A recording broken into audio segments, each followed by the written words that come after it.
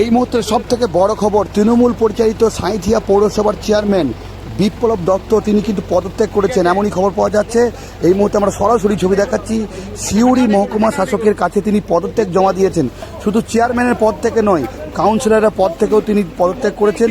সেই ছবি সরাসরি আমরা দেখাচ্ছি বোলপুর নিউজে। দেখতে পাচ্ছেন সিউড়ি মহকুমা শাসকের কাছে তিনি এই মুহূর্তে পদত্যাগ করে তিনি বেরিয়ে গেলেন। অন্যদিকে আরও যেটা জানা যাচ্ছে, একাধিক কাউন্সিলর, এই সাঁইথিয়া পৌরসভার একাধিক কাউন্সিলর তারাও কিন্তু পদত্যাগ করছে বলে জানা যাচ্ছে। এবং চেয়ারম্যান তিনি সাংবাদিকদের মুখোমুখি হয়ে জানালেন যে এই যে বর্তমানে তৃণমূলের যে পরিস্থিতি, তৃণমূলকে কার্যত খুঁজে পাওয়া যাচ্ছে না, এই দলকে খুঁজে পাচ্ছে না। যেভাবে গোষ্ঠীকন্দল শুরু হয়েছে, যেভাবে ভাগ শুরু হয়েছে, তাতে কিন্তু খুঁজে পাওয়া যাচ্ছে না, এমনই বিস্ফোরক অভিযোগ করলেন। এবং পাল্টা বিজেপি তরফ থেকেও কটাক্ষ করা হয়েছে, যেভাবে দুর্নীতি হয়েছে, যেভাবে তৃণমূল দুর্নীতি করেছে, তাতে এটা স্বাভাবিক, এটা হওয়াই ছিল। এবং আমরা দেখতে পাচ্ছি এই মুহূর্তে অন্যান্য কাউন্সিলর থেকে চেয়ারম্যান তারা কিন্তু সিউড়ি মহকুমা শাসকের কাছে কিন্তু তারা কিন্তু পদত্যাগ জমা দিচ্ছেন একে একে করে, সেই ছবি দেখাচ্ছি। এবং এই ঘটনাকে ঘিরে রীতিমতো চাঞ্চল্য ছড়িয়েছে। আমরা আবারও জানিয়ে রাখি, বীরভূমের তৃণমূল পরিচালিত সাঁইথিয়া পৌরসভার চেয়ারম্যান বিপ্লব দত্ত তিনি কিন্তু পদত্যাগ করলেন, চেয়ারম্যানের পদ থেকে পদত্যাগ করলেন, কাউন্সিলরের পদ থেকেও পদত্যাগ করলেন। এবং এই ঘটনাকে ঘিরে রীতিমতো চাঞ্চল্য তৈরি হয়েছে। এই ঘটনা আমরা জানি যে বীরভূম জেলায় 6টি পৌরসভা রয়েছে, সিউড়ি পৌরসভা, বোলপুর পৌরসভা এবং রামপুরহাট পৌরসভা, সাঁইথিয়া পৌরসভা, দুবরাজপুর পৌরসভা এবং নলহাটি পৌরসভা।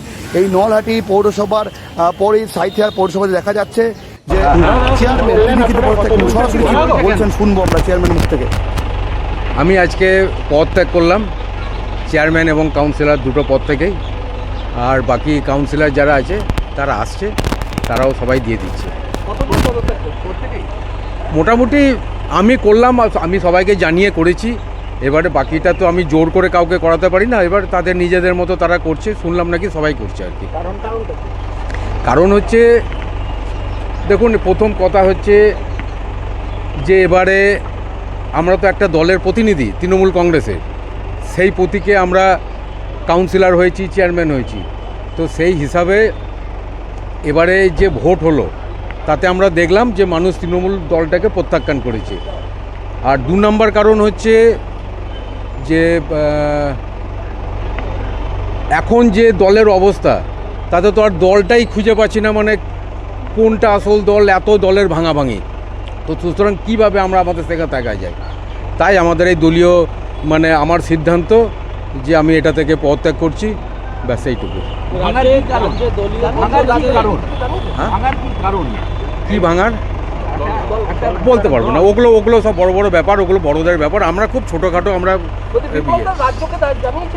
কি না না না আমি কাউকে যাইনি, এটা আমার পার্সোনাল, আমার ডিসিশন আমি পার্সোনাল নিয়েছি। রাজ্যে যে তৃণমূলের ভাঙন, তার ফলে কি বলতে পারবো না। ঠিক আছে,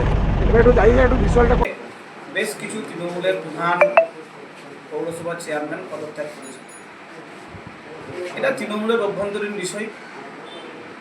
তারা কে পদত্যাগ করলো, কে থাকলো, তাতে জনতা জনার্দনের সাঁইথিয়া বিধানসভার কোনো মানুষের যায় আসে না।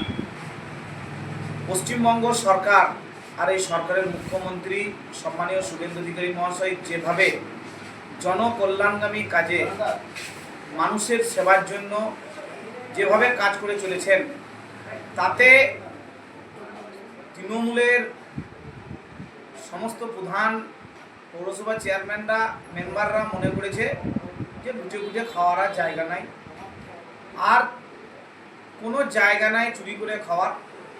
তাই তারা মনে করেছে, তারা ভেবেছে পদত্যাগ করার। তবে আমি মনে করি জনতা জনার্দনকে যেভাবে তারা বঞ্চিত করেছে, যেভাবে পরিষেবা থেকে তাদের কাছ থেকে যেভাবে লুটে পুটে নিয়েছে, জনতা জনার্দন মানুষ কিন্তু তাদেরকে ছাড়বে বলে আমার মনে হয়। বলছিলাম দাদা, সাঁইথিয়া পৌরসভার চেয়ারম্যান বিপ্লব দত্ত তিনি পদত্যাগ করলেন, মহকুমা শাসকের কাছে তিনি তার পদত্যাগ জমা দিলেন, কি বলবেন?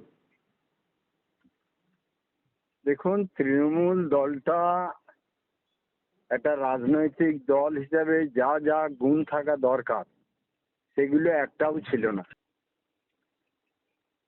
জোরপূর্বক মানুষকে ভয় দেখিয়ে আতঙ্কিত করে সন্ত্রাস করে তারা ভোট না করতে দিয়ে, ভোটে সাধারণ মানুষকে অংশগ্রহণ করতে না দিয়ে তারা ক্ষমতায় ছিল। আজকে যখন পরিবর্তন হয়েছে তখন এত অন্যায় এবং এত অবিচার তৃণমূল দল করেছে, আজ রাস্তায় তৃণমূল দলের কেউ নেই। অতএব যে পদত্যাগ করেছে আমাদের সাঁইথিয়া পৌরসভার চেয়ারম্যান, তিনি বলেছেন নাকি আমি কোনো তৃণমূলকে আর খুঁজে পাচ্ছি না, খুঁজে পাবে না। তৃণমূল যারা করেছে সবাই চরমভাবে অন্যায় করেছে, চরমভাবে অপরাধ করেছে, সরকারি টাকা লুট করেছে, পাবলিকের টাকা লুট করেছে।